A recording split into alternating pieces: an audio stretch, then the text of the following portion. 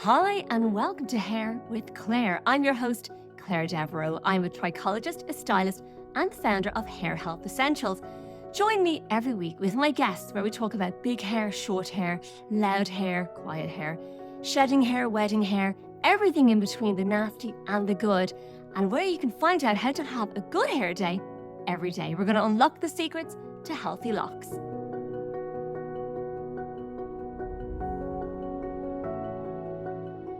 So, hi everyone, and welcome to Hair with Claire. I'm your host, Claire Devereaux, and today I have another fabulous, intriguing guest on. Her name is Georgia Rose, and she is a sexologist. Now, I've never spoken to a sexologist, so I'm very excited about that. And she's also going to share with us her healing journey from cancer recovery, her holistic approach to it. So, I'm very excited to have you on today, Georgia Rose. Welcome all the way from London. I'm here in Dublin, and welcome on to the show. Thank you very much for having me. Popping It's my podcast cherry. I haven't done one of these in a very long time, so it's oh, kind of good to be back. yeah, it's like riding a bike. That's what I said to you just before we got on. So first of all, tell me how you became a sexologist, because I did obviously look at your bio. I found you online actually. Somebody, a very big hairstylist who I saw at a hair show a couple of years ago.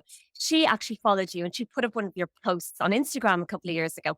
And I started to follow you and I was intrigued and then obviously you had your whole diagnosis of cancer, and I followed you all the way through in your hair journey with that, which is why I think it's amazing to have you on, because I think it's great to have someone on talking about all these things that other women can relate to. But if you can tell me about your background a little bit, how you became a sexologist, that would be amazing to start with. Yeah, sure. So, um, do you know what a sexologist is? I think I do. I think women will come to you to talk about maybe having a lack of self-esteem or not being able to reach an orgasm. So I imagine it's a self-discovery in a way and Yes. trying to find pleasure. Would I be right? No, yeah, 100%. Because sometimes when Okay, I say like, thank I'm a God for that. sexologist or I was trained as a sex coach, lots of people think that I'm kind of at the bottom of a bed watching you have sex with a whistle and telling telling people what to do or what not to do. So I don't do that. But I think it's like, the kind of sex coach is what kind of brings that up for people.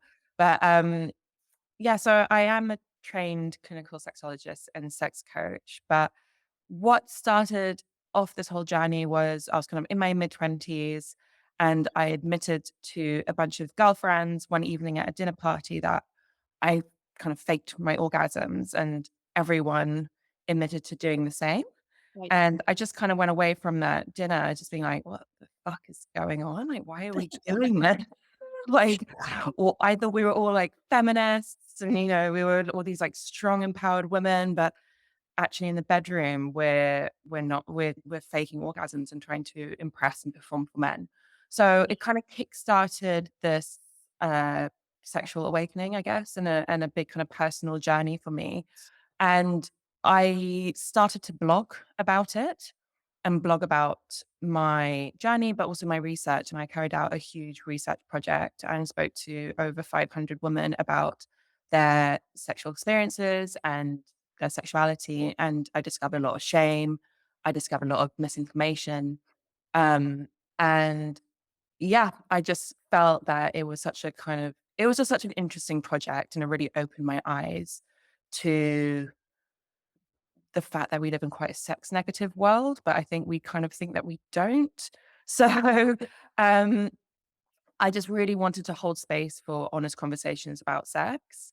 And I also wanted to make it my job. I kind of developed. I was getting asked to do some talks and hold workshops. So I trained as a sexuality professional and I went down the route of clinical sexologist and sex coach. So my specialism is in helping women feel more confident and, yeah, have more sexual self-esteem and connect to their body and their sexuality. So So most women that come to you are they have never had an orgasm, perhaps. A lot of it is about body confidence, do you think, as well? Is it about how they see themselves and that's why, or they're trying to please someone? What do you think brings women to that point where they're not having any pleasure in the bedroom? I think it's because we're very hung up on what is normal, Right. and we subscribe to this idea of what is normal sex. and normal sex is what's presented to us in the media or in porn or in magazines because we don't talk about it properly. You know, we don't have these honest conversations with each other, and we don't have any proper sex education. So we have this idea of, I call it red hot sex, which is this sort of idea of, yeah, what is normal. So it's this idea that we have like spontaneous desire, kind of passion and sparks that kind of come out the ether somehow and kind of tear off our clothes. And then we have like penetrative sex, you know, we're like completely aroused, have penetrative sex, we have orgasms aplenty, you know, ideally simultaneously, and we just feel really amazing and satisfied afterwards. And if we don't conform to that model, then I think we internalize like huge amounts of shame and we make like very, very big assumptions about ourselves and we get really blocked and we get really stuck. And it's just very important that we kind of unsubscribe to this from this model. We deconstruct pretty much everything we think we know about sex and we relearn so we know and understand that sex can be so much more than red. There's all these other colors that we can explore. Very interesting. Um, Got so many questions for you. So, what do you think they should be teaching in schools for starters? I have a young daughter, and I think, what do you think that they should be teaching young girls about their bodies and about sex? Do you think like that should change? That should change dramatically from yeah, what you were taught? Yeah, yeah. Well, when I was at school, we were just taught not to get pregnant and not to have STIs. right. So it was a very kind of, I would call that very sex negative. We Okay. didn't talk about pleasure. We didn't talk about our bodies, honestly. Like in America, I think tons of states teach abstinence only sex education. So it's not um, realistic sex education. Like people are going to have sex. Yes, we need to teach safe sex. Yes. We also need to teach young people about our bodies and about pleasure and how to respect one another and teaching them the realities of sex in a kind of age appropriate way. Of course. Yeah, of course. So you're thinking most women out there think it should be movie star sex. So it's going to be all this fireworks and when it's not that, they're disappointed. So that's what happens a lot, you feel. And It's when not it even gets disappointed. I think it's just you make this kind of huge assumption about yourselves and you can get incredibly anxious about sex and frustrated. And then if you're not sex is about, you know, good sex is about connection, it's about being present, it's about intimacy, and it's about kind of relaxing into a journey of pleasure. right, And so if you're getting very caught up in function, you know, what your genitals are doing, what they aren't doing, like what's your partner thinking, how am I looking? That's not what sex should be about. And that's a kind of a real barrier to you really just melting into it and enjoying spending an intimate time with another person. I like that melting into it. I like that. That's a good phrase. So so tell me when someone comes to you, obviously it's a one-to-one and you do it virtually, you do virtual coaching one-to-one, or do Yeah, people come to you at your home as well? Do you have a practice? I don't have a physical practice. I was sort of setting all of that up before I got diagnosed. So I do kind of, well, I was doing workshops and events Yeah. and yeah, seeing people one on one. So if they were in London, then we would meet up. It depends. Sex coaching is different to therapy. Okay. Therapy is, well, it's like, I know what lots of people know about the therapy. You know, it's quite very much, you know, in the same place. It's quite hierarchical. You're on the couch. Um, it's, you know, the therapist is sort of, yeah, it feels like a bit more of a hierarchical dynamic. Okay. Whereas coaching is a bit more collaborative, I would say. It's a bit more in, interactive, a bit more collaborative, a bit more dynamic. So I could take my clients shopping, for example. We could meet over a coffee. We could go for a walk. I could take them to a, I don't know, a S&M, yeah, a sex dungeon. You know, meet certain professionals. You know, you can do all these different things. So it's not always just in the kind of room. Right. So Okay. yeah, so I had, you know, clients in London, sometimes I would meet up with them or take them to workshops with me if I thought it was gonna be helpful for, our work together, or we'll just do it online. Yeah. And what happens at a workshop if someone's going to go to one of your workshops? What do they do you think people are very nervous coming along to something like that? Do you think it takes a while for people to kind of relax and melt into it a little bit to talk to you and be honest with you? Yeah, I think so. I think sometimes people think I'm, gonna whip off my knickers or gonna kick off my knickers. No, not that I'm against it. I think workshops where you don't know if that's happened. Um, I'm glad you clarified that, Georgia. That's good. I'm glad for anyone listening, you don't have to whip off your knickers. What a line. I love that.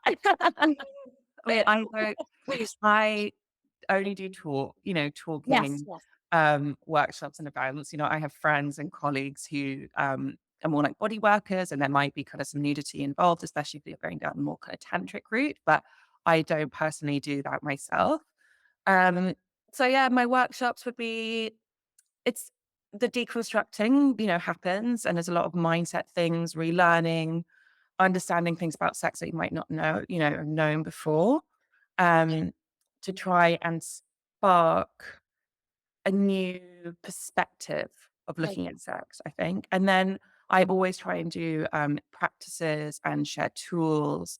And so there are actually like some practical things that people can take away and use, either in a practice with themselves or with a partner.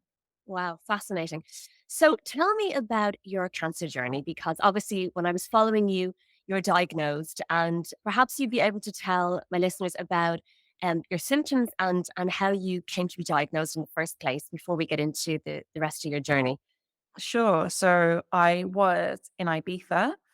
Um, I was sort of carving a life to move to Oh, the sea and the sun and move to Ibiza. That was sort of a dream that I had that I was working really hard towards.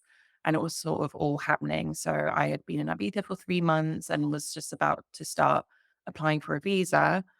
And I started getting a few symptoms whilst I was in Ibiza, which I put down to stress or long COVID. So I had chest pain, intermittently. I had bruises on my body, like a funny little rash kind of on my arm and on my face. And like, I was a bit breathless going on hikes, nothing crazy. okay. But kind of putting it all together and also, at the time, I was doing a lot of work on connecting with the body, and I felt like I was in a very, like, mindful relationship with my body at the time, which I think helped, and I just knew that something was off. I just knew it. With all these things kind of put together, I was like, "There's something wrong."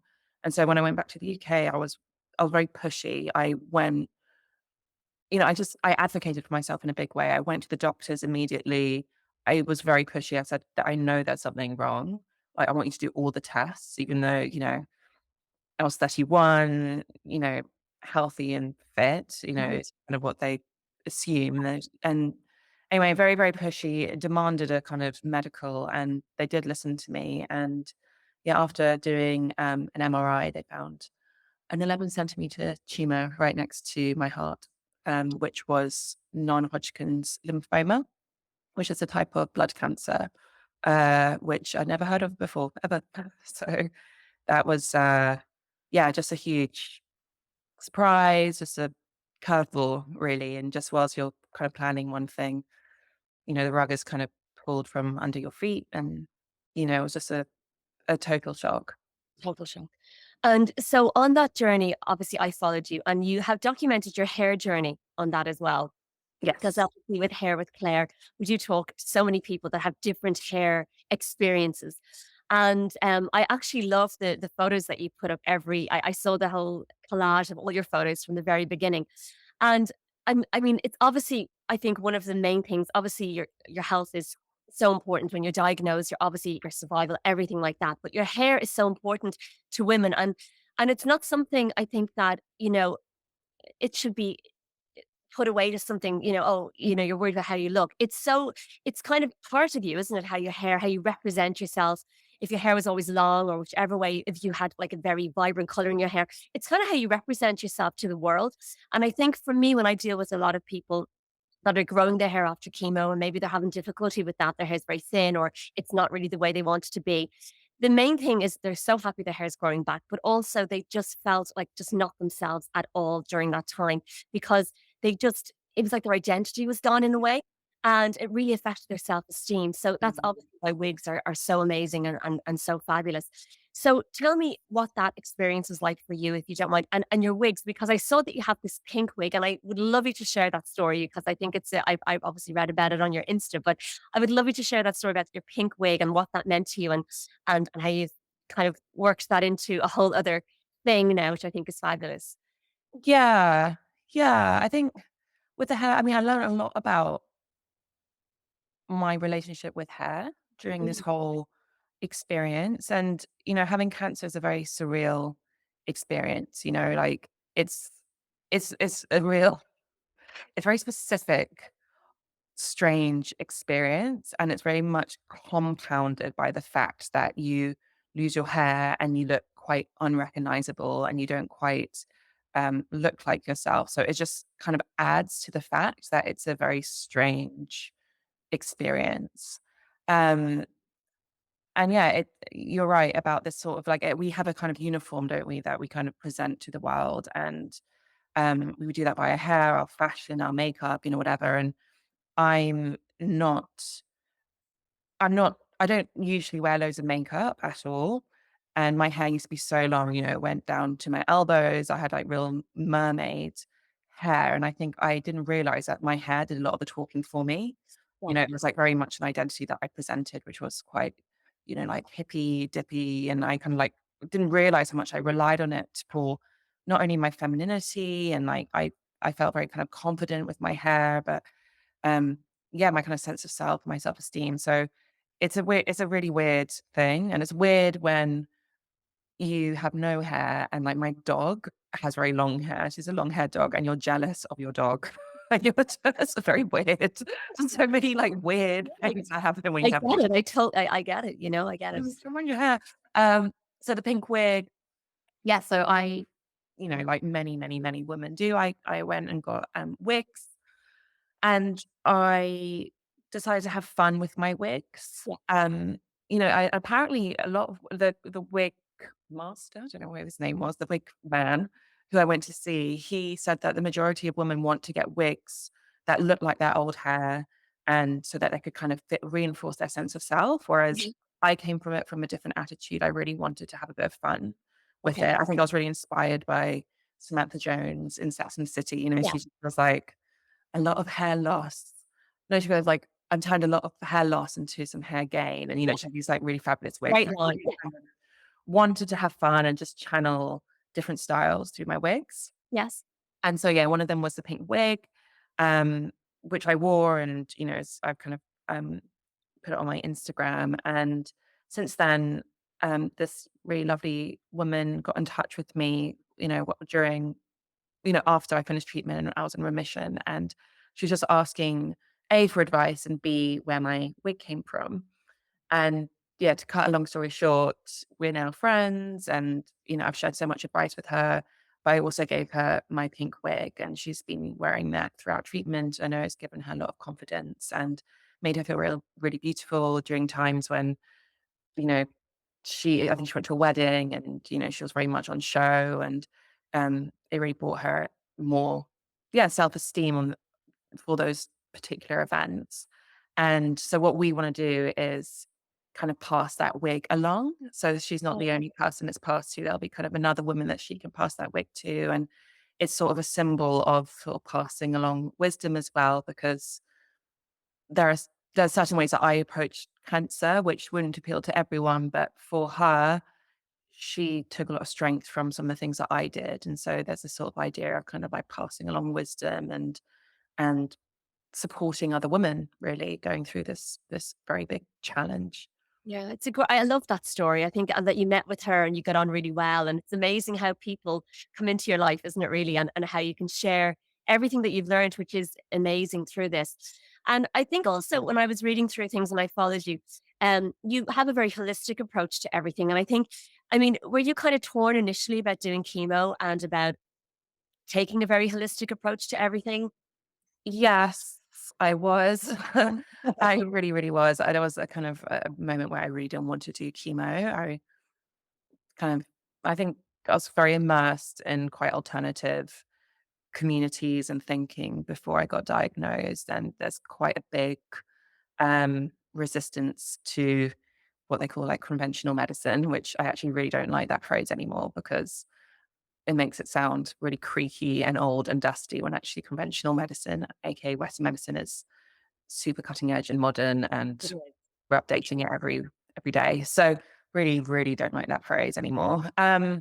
So yeah, I had a real resistance. I also, from a kind of family point of view, my aunt had cancer 15 years ago and she died during chemo. So it was, like I was very, very nervous about it.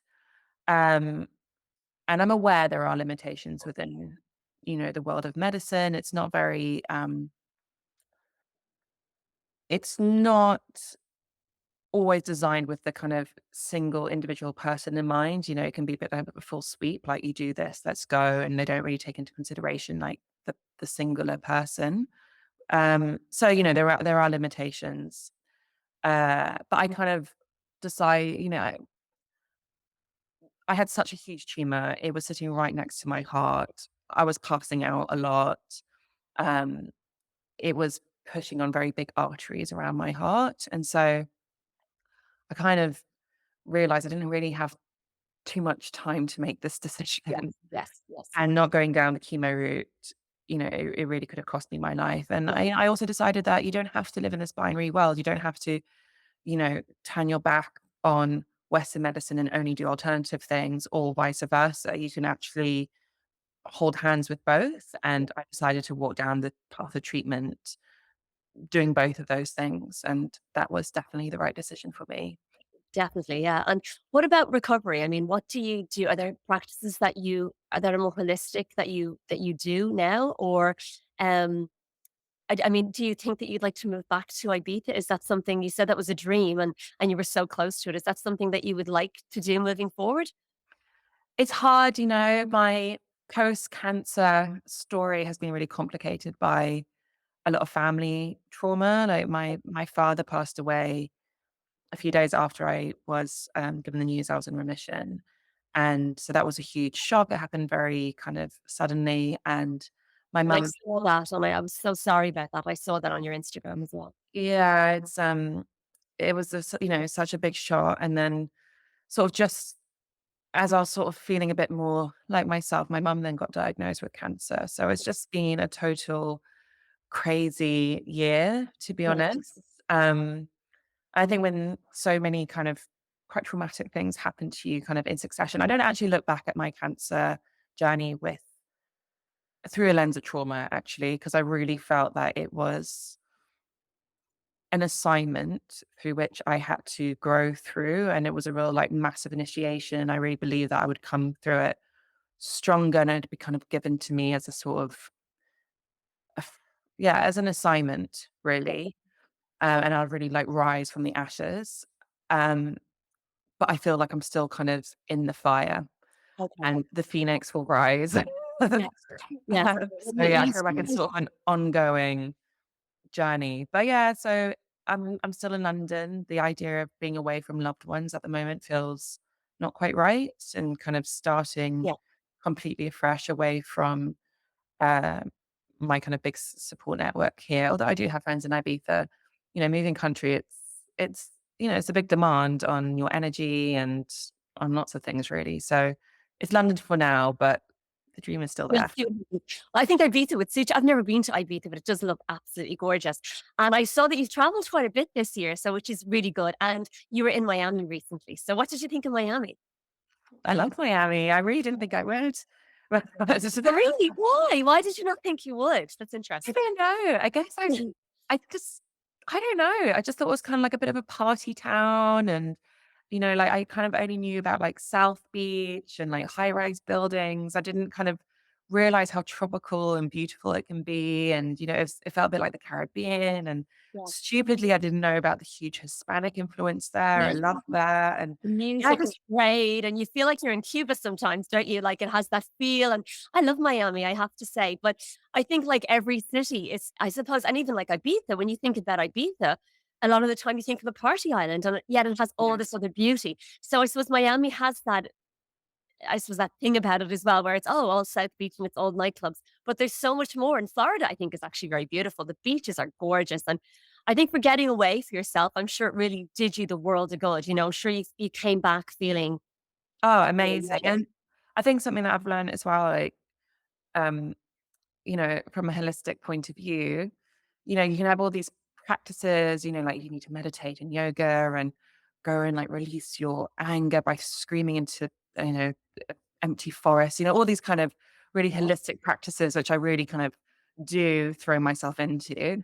But also there's just a really simple idea of having fun and being around your friends and just having a really good time. Like that's something I think the holistic self-development, whatever, the wellness world can sometimes be Yes. really serious. And this idea of like up leveling yourself can feel very, very serious and quite grave. Whereas actually, I, because of my experiences really this year with cancer and then what's happened with my family, I think I've adopted a bit more of a bit like how I did when I had to think about like chemo and or alternative remedies. You have to really kind of put your thinking cap on and yeah, also kind of deconstruct quite a lot of the things that you've been taught. And I do believe that you can have a lot of fun and still be holistic, but still go to Miami, go clubbing, and have the best time of your life. Amazing. I think that's the best thing for your soul. So tell me about your hair now. So what is your hair like since it's been growing back? Your hair, I think, was it straight before? Yeah, so it was very, very, very straight, like Okay. poker straight. Couldn't, curled it with tongs and then it'll be flat within an hour. So I was told it might come back. Um, it might come back curly, and I didn't believe it, but it has. It's come back curly, you can see. It's me. Yeah, so it's but weirdly, so it came back very, very curly, and then now I think it's coming straight again. So it's coming from the root straight. So there's these curls at the bottom. So it's a bit weird, it's a bit chaotic. Um, but it's just so exciting, weirdly, to be growing your hair. Like it really, really feels so exciting when it comes back. Like your kind of perspective of hair changes, like before chemo and then after chemo. It's and your perspective on short hair. And I was really dreading the kind of awkward regrowth because short hair is not to my kind of personal style. Yeah. So I was kind of dreading it a little bit. But actually I've just learned to completely embrace it and just enjoy like the different stages because it changes so quickly, Yes. obviously. And also just to keep a perspective about it because losing your hair is obviously like it's an upsetting process, especially because it's happening under such a kind of sad circumstance and it's not in your control. However, I think I've been reminded time and time again that it's a temporary loss, it will come back. Yes. And that really helped me not spiral into kind of um too much sadness or too much despair about my hair. And I really wanted to keep grounded about my hair. I didn't want to obsess about it and go mad about it and just try and enjoy it, like, coming back. But there are obviously moments where you feel a bit like, "Oh god, I just want my long hair back," or you see people with their amazing flowing locks in the street and you're like, "Oh god, when will it be like that?" I So know. I know. But you know what? I think you embraced it with such grace as well. And I think for anyone listening who's going through this or facing this, it is temporary. Your hair will come back. And I think it's to try because obviously I'm someone that always likes long hair as well. And I think it must be, you have to kind of really embrace every phase of it, like from it growing back from very short to mid length. And it will get there. And it does change. And it's just really the chemo obviously leaving your body and the cells are slower in the hair follicle to change, which is why it usually starts off curly. But now, as you said, it's starting to come back straighter. It will return to what your hair was before. It just takes time. So I think to enjoy the curly hair for a while enjoy and the curly hair, you know, embrace the curly hair method, the curly girl yeah, method. yes, Yes, I've yes. been, like, reading up on that and, you just sort of throw yourself into it. And then, like, when I was in Miami, I have now long enough hair that I can just about slick it, Oh, yeah. like, back, and so I bought a fake ponytail as, like, Oh, really long ponytail when I was in Miami, and that felt so good, it felt really glamorous, so, and I've never done that before, and I wasn't really into extensions or anything like that, but now is the time to sort of to get into it. And I think there's also this fear that you're gonna have your hair snatched away from you again. I think that is a fear. So at the beginning, I was a bit hesitant to buy products or to sort of invest in my hair. Whereas now, I think as it gets longer, A, there's a necessity because if I do nothing to it, it looks bonkers. It really so bonkers. And then, so you can't kind of not invest in it. And then B, kind of, it's part of the process of accepting that you are healthy and to kind of believe that you are on the path of health. Yes, a recovery, which is amazing. And so and as I said, I'm going to ask you, what do you think your hair personality is? So if you were to have a hair personality right now, what do you think it would be? Mm. I think it's like she's quite sneaky and Sneaky. a bit sneaky, like not um like really very independent. Okay. Okay. Like, cannot be managed. Oh, okay. And like she's like, yeah, fiercely independent, like will not take shit from anyone, like completely has her own mind. I can see that. I can see you're very focused, very I can tell that. Do Yeah. you think do you think the old Georgia was, with the long hippy dippy, as you said, the hair? Do you think that was your hippy dippy personality? Are you gonna go back? Do you want to have your hair really long again? Is that a aim? You know what? I don't know. I do miss it. I do, because I think it was and oh, so long and fab. I really, really loved it. But you know what? Um before I lost my hair to chemo, I sort of created these stepping stones and kind of hair rituals to prepare me for the loss. And part of that was cutting my hair. And at first it was a bob, and then I did a kind of really short, sort of miley kind of I hair remember that. Mhm. yeah, which I really recommend to people if anyone's listening to this, Yeah. and going through cancer treatment and will lose their hair. I really felt that though doing that was very, very helpful. Okay. Um, so and when I cut the bob, I actually really liked it and I thought it looked really fresh and yeah, I just thought it looked good. So I'm really looking forward to my hair becoming a bob and then kind of seeing how that looks. And Yeah, then because the in between phase is also quite annoying, isn't it? When it it's is. between a bob and really long. Yeah, it So, is. but You then can it, always add pieces as well. You can always even get some clip-in pieces for around the sides and to kind of fill in the areas that are not growing as quick to get you that length of a bob if you really want that. So, yeah, and there are great wigs for nights out as well if you just want to embrace that look. So that I look think there's exactly. lots of things you can do.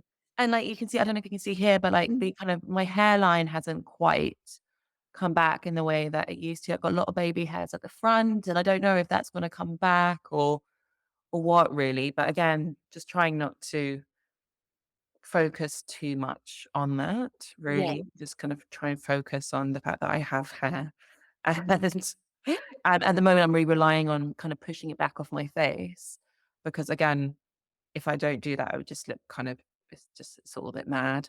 So exactly. Kind of mad, crazy, embrace the curls, wild. Maybe that wildness is because that's in you. I can see. So I think embracing that wildness is.